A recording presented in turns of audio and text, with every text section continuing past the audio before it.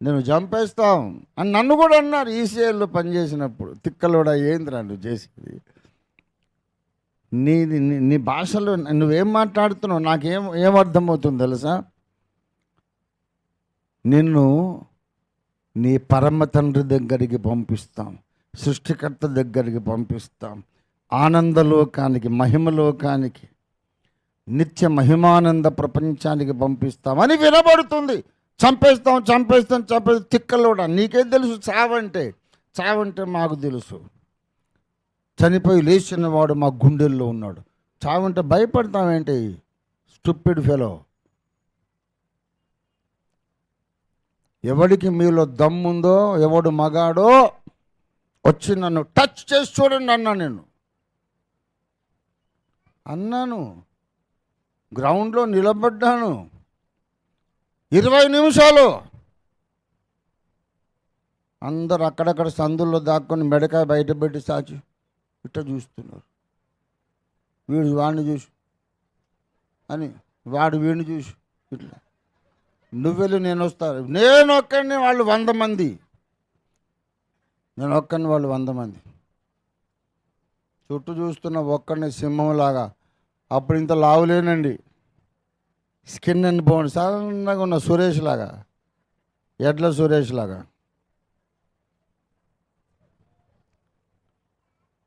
సన్నగా ఉన్న లాల్చి పైజామా, ఈసీఐలో ఉద్యోగం, గ్రౌండ్లో ఒక్కడిని, చుట్టూ 100 మంది, సింహంలాగా నిలబడాలి. వాళ్ళకి భయం వేసింది. టచ్ చేసి చూడు ఏమవుతుందో అన్నాడు కదా, ఏమవుతుందో అని భయపడ్డారు. చూసి బస్సులు కదిలిపోయిన వాళ్ళు వెళ్ళిపోయారు. నేను కూడా నా బస్సు ఎక్కి వెళ్ళిపోయా.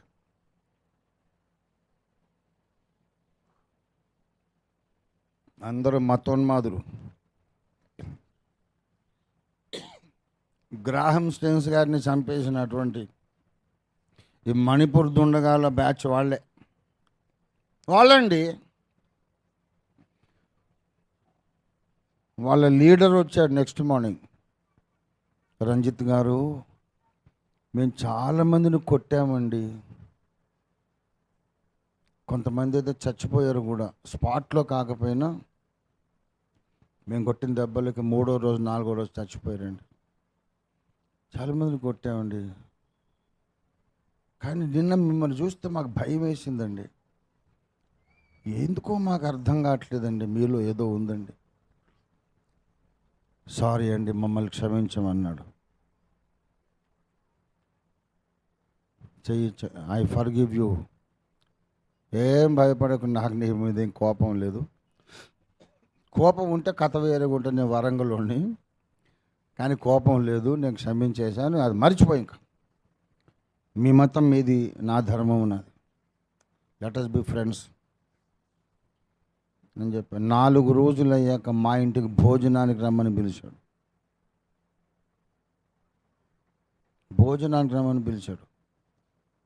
వస్తానని చెప్పాను. వెళ్ళాను. అతని భార్య మా సెక్షన్ మేట్ అన్నమాట, కలిసి పనిచేస్తుంది. వెళ్ళాను, మంచి భోజనం వండి పెట్టి తిన్నాను. గాడ్ బ్లెస్ యూ బ్రదర్, బాగుంది, థ్యాంక్ యూ వెరీ మచ్ అని.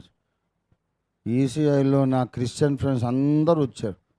పిచ్చోడు మా రంజిత్, నువ్వు నిన్ను కొడతాం చంపుతాం అన్నోడి ఇంటికి భోజనానికి వెళ్తావు, నువ్వు తెలివి ఉందా నీకేమైనా? వాడు ఏమైనా విషయం కలుపుకుంటే ఏం చేస్తావు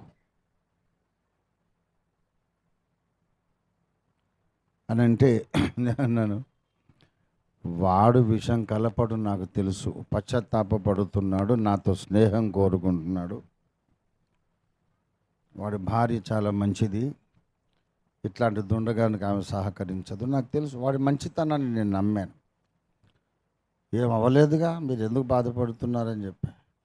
ఆ నెక్స్ట్ డే మళ్ళీ వచ్చాడు, భార్య భర్తలు ఇద్దరు వచ్చారు, కళ్ళ నిండా కన్నీళ్లు పెట్టుకొని వచ్చారు.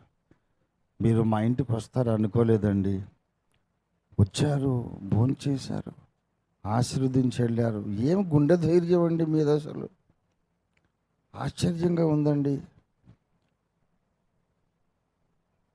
నిజంగా మీలో దేవుడు ఉన్నాడండి అన్నారు. తర్వాత వాళ్ళకు సువార్త చెప్పడానికి కూడా దేవుడు నాకు అవకాశం ఇచ్చాడు.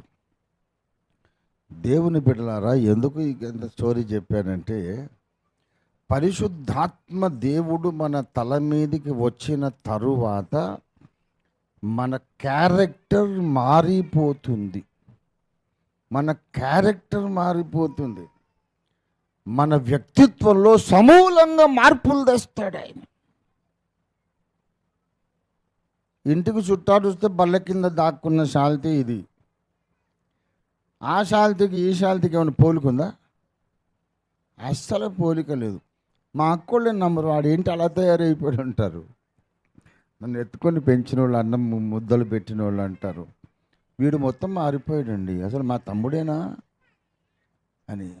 మీరు అడగండి ఎప్పుడైనా, వాడు చాలా పిరికోడని చెబుతారు. చీకటంటే భయం, ఎలకంటే భయం, బల్లంటే భయం, బొద్దింకంటే భయం, ఇంటికి ఎవరైనా కొత్త మనుషులు వస్తే భయం.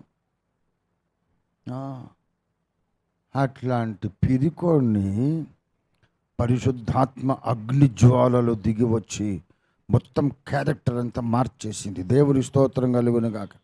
హల్లెలూయా.